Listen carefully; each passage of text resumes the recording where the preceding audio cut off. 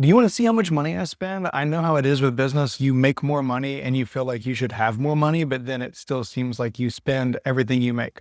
And that's why we recommend that like every quarter you do an expense analysis, going through all of your expenses to make sure that you're not paying for something that you don't need anymore. So what I want to do is I want to walk you through an expense analysis, but I'm going to use my actual numbers. I'm going to pull up a spreadsheet here in just a second.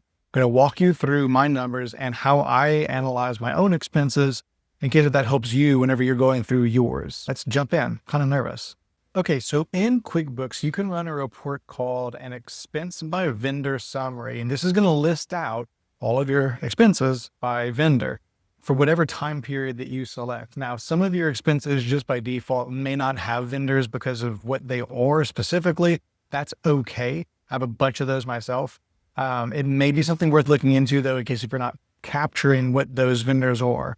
So I did mine, I pulled it, I took out like my payroll stuff and the things that may be too obvious or things that are sensitive information, obviously, but I sorted it largest to smallest. I'm looking at the first quarter of the year. I'm just going to get rid of this no vendor line to make this cleaner to see.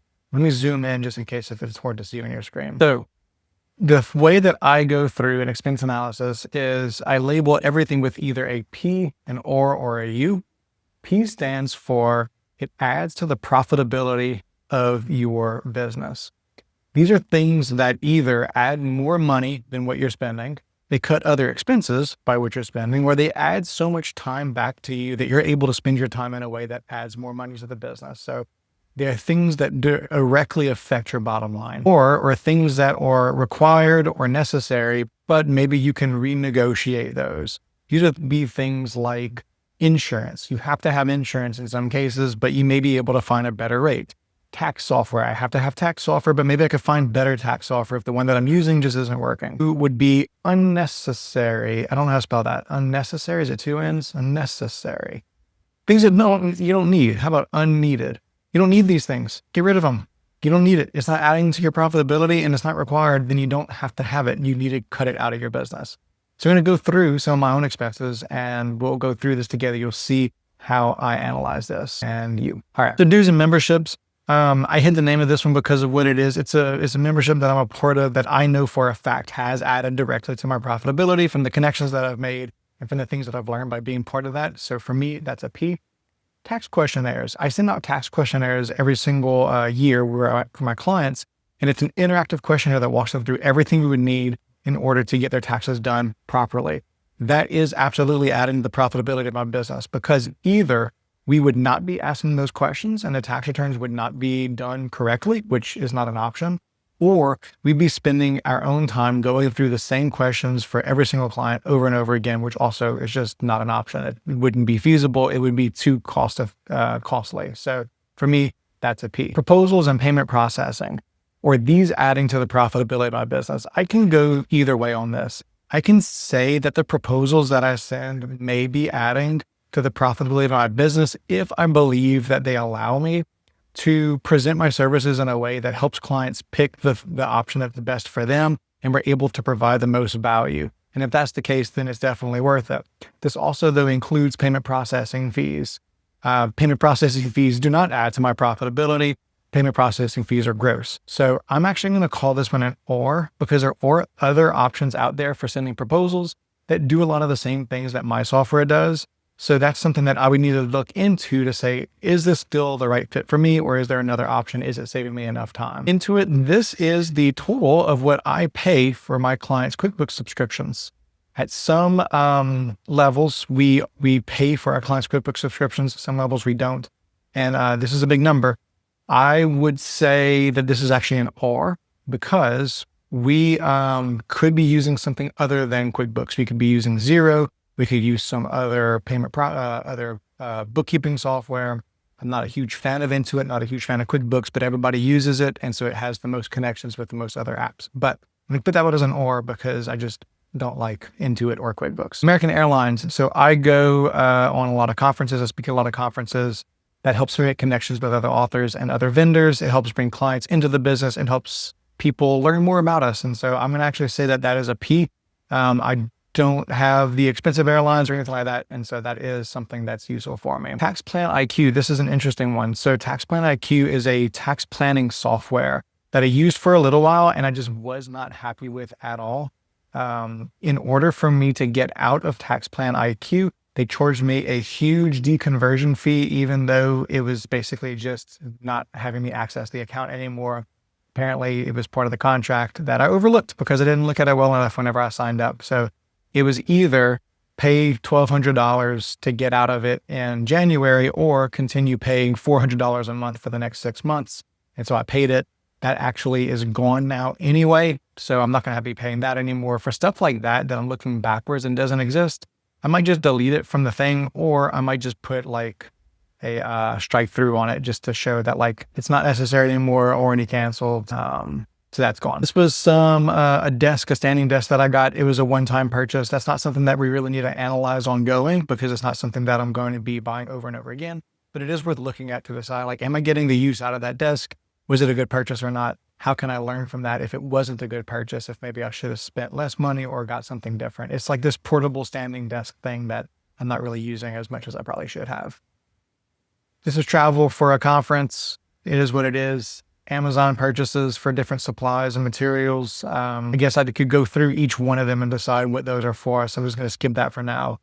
Continuing education. This one was adding to profitability. This is something that I had paid for to help with public speaking. And I think that that's important. That's a main part of what we do in our business. My newsletters have been extremely good for me, not necessarily like directly profitable, but one, the thing that I do for newsletters, I know has gotten me a lot of access to authors and gotten a lot of information to authors, which has been really good. And our main thing with our business is communication. Communication is the thing that we do best. It is the thing that we have decided is like the number one part of what we do. And if I can communicate in a way that's free for my readers and I can pay for it, then I'm happy to do that. We have dashboards that we use for our clients. That's what this reach reporting is. That's also not cheap. We connect that to QuickBooks and we're able to show things in a much better way. I wouldn't necessarily say that it's directly adding to my profitability. We do charge for those dashboard access, but there are other options out there. There's lots of different ways to do dashboards. We could do them ourselves. We can maybe even use Claude. We can use other software. So I'm going to put it for there because that may be something that we could look into. Verito is hosting. So we have a remote team that accesses our software in a secure remote environment. It's all hosted in a cloud, hosted by a company called Verito. Really, really like them. They're great people. They do good work, but hosting is hosting. It's something that I have to have in order to be able to access from a remote place securely. So I'm going to put an or there because there are other hosting options out there. Again, more furniture or supplies and equipment. Financial Sense, that's our practice management system. So we pay monthly for that. And then we also pay whenever we connect transactions to Financial Sense, where we're able to send the client a list that says, hey, we have questions about these transactions. We have to pay per client for that.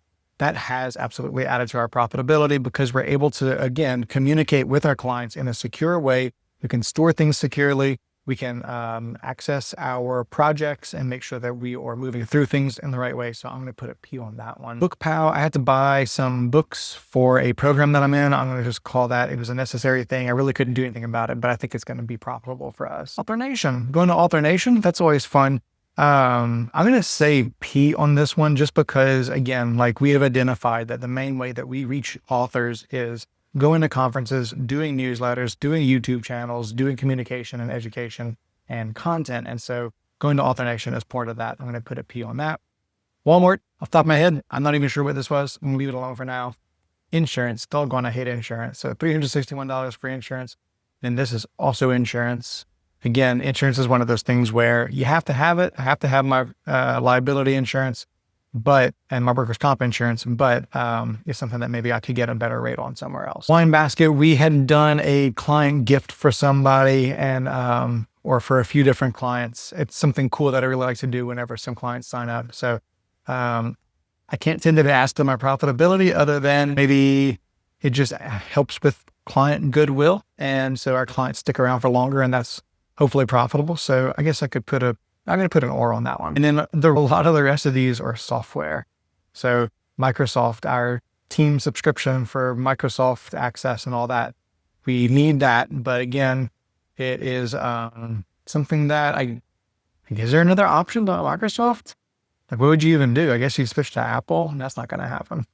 And a lot of these other things are also just subscriptions. So our Teams Chat GPT subscription, I actually need to think about this one because this helped me to think like, how much time are we spending using it? Are we actually saving time with this? Is it something valuable, or is it something that maybe we just need to get rid of and that is not necessarily adding the profitability? So I'm going to put an or on this one, but I'm going to highlight it because I want to come back to this later and really make that decision. Loom, funny enough, is the exact same price almost as ChatGPT. Loom is what I use to record videos for training my team. I use it for delivering tax returns to clients. I use it for educating clients. I use it for delivery of almost everything. I have hundreds and hundreds of Loom videos. This has been insanely popular with my clients because they really like seeing their information in something other than just an email. But sometimes we just can't schedule a call. And a lot of times it's harder to schedule a call with a client and make sure that all the times line up. And then the client, you have to think of all the questions you have on the spot, and then you lose your chance to ask any questions if you end up ending the call and you didn't get a chance to ask them. So what we can do with Loom is we can send that video. You watch it on your own time. You watch it as many times as you want. You show your spouse, you show your friends. You can look at the recap. You can look at the transcript of it, which is really cool. And then you can ask your questions later. So this is something that actually saves us time, but also adds value to our clients. So this is absolutely a profitable thing. Phone services that can always be replaced. Write tools is a really cool thing that we get to add into QuickBooks. It helps us save time. But what's funny enough about this is I realized the other day that we actually weren't using all the features of this to justify paying for the pro plan of Write tools. And so I'm considering just downgrading to a lower plan to see if we really lose any capabilities that we're currently using. So I'm thinking of actually getting rid of that. And that's the whole purpose of these expense analyses, is to go through and think, am I still using this? Is it worth it? Or do you need to look into it? This membership, I can't remember what this was, but I changed it earlier. I'm going to call it P, whatever that was. Google, we have to have email. It's hard for me to say that this is something that could be changed, but that's not the point of this. If you put an or, it doesn't mean that you are changing it. It just means that you're considering it, that you're thinking about the fact that you're paying for this. It's not necessarily directly adding to the profitability of your business, but there are other options out there. So I'm going to put an or there just to make sure that it makes sense. It also is a thing where you can start to think, well, wait, how many Google accounts am I paying for? Am I still paying for the email subscription for the employee that's no longer with us? Am I still paying for this? And it makes you think, maybe I need to go deeper and look into the details of this. So I might go make a note that says, check active accounts and cancel accordingly. Travel insurance, always a good idea whenever you've got 5 kids and you travel as much as I do to have that. Again, insurance to me is always going to be an or. Uber, got to get around, right? But I guess maybe I could have rented a car. Should I be looking into, whenever I'm traveling, the cost of renting a car versus getting Ubers everywhere I go? That's something to look into as well. So I'm actually going to put an or on that. Calendly, I use that for scheduling meetings. It's super efficient, and it makes sure that I don't overbook because I am terrible. I'm terrible at booking meetings. Side note here, this is a funny story. Whenever I have client calls and we're scheduling the next meeting, I've always just looked at my own calendar and created the calendar event to send to the client. I've added the Zoom link in there. And what I realized is I'm terrible at that. And I end up overbooking and then having to reschedule later. I have Calendly set up for whenever people need to schedule meetings on their own. I send the link, and Calendly has all the rules and it knows my calendar. And so it knows that don't book a meeting here. You already have something. I was talking to someone the other day and they said, why don't you just book the meeting with your client through your own Calendly link as if you're them, put their name and their email address, and then they're going to get the email reminders, and it's going to make sure that you don't overbook. I just thought that was brilliant. So anyway, I'm going to put an or on it just because I want to make sure that I'm not paying for too many users there if I have multiple users set up, and I do know that there are other options there. Let's just do a couple more. Adobe software, we have to have it. But again, I need to think, do we need it? Are we using all the features for Adobe to require it? Like, I'm not using any AI stuff in Adobe. We're not really marking up documents all that much in Adobe anymore because we have other software that does that. So something to think about. I have a Grasshopper phone number We support a local chamber of commerce. So I can't put a P on that, but I hate to put an R because it's not like you can replace it. But maybe I need to make sure that I'm getting the most use out of it. So I need to reconsider, am I going to all the events? Am I reaching out as much as I should? So, okay, I'm going to stop this here. It's already 15 minutes in, and I know this is just riveting. But you can kind of get the idea here that this isn't me saying this is good or bad. This is me saying, I'm just considering it. I just want to know that my eyes are on it. And what sometimes happens is you notice an expense that you forgot existed. So go through this, print this to Excel from your QuickBooks, or if you're not using QuickBooks, just make your best list of expenses that you can think of. I really recommend going through your bank accounts to make this so you don't miss anything. You can even download like a CSV of your bank transactions from your bank and sort it by amount, and save it so that you have it for next time so you can see the progress that you've made and the notes that you've made for yourself. So that's an expense analysis in a nutshell. And you have to remember that your business is going to grow its expenses without your input or anything. If you've heard of the Pareto principle, it has to do with time management and the fact that a task is going to grow to fill up however much time you give it. So if you say you're going to do something in the next 2 months, you're going to get started on it 1 month and 29 days from now, and it'll get done in 2 months. But if you say it has to be done tomorrow, it'll get done tomorrow. The same thing's true with your business and with your finances. However much money you give your business to spend, it's going to spend that much money. So we implement something called the profit first system, where we actually manipulate our bank. Not really manipulate, it's really just moving money from one account to the other so that the only money that we see our business have is the money that our business is supposed to be spending, the preordained percentage that we've said our business should be spending this much. And guess what's going to happen? Your business is going to spend that much money. But it's really important to do this type of expense analysis on a regular basis because your expenses will grow and there's always room to cut things. And whenever we cut an expense, we're not saying it's a bad expense. We're not saying we can never have it. We're just saying that right now, it doesn't reflect what we're trying to do within our business. So if you need help implementing something like this in your business, reach out to me. I'm happy to help with that. I'll put my email address in the description if you just want to shoot me a message, where you can check out our website for more information about the Profit First system. But how often do you do an expense analysis? When was the last time you looked through your expenses just to make sure that you weren't spending too much money on something? Every time I do this with a client, they always find a lot of money and expenses to cut, whether it's things that they forgot they signed up for or things that they just realized they're not using as much as they should. So this is a very valuable tool, a very valuable exercise, and I hope you do it. If you have any questions, let me know, and I will see you next time.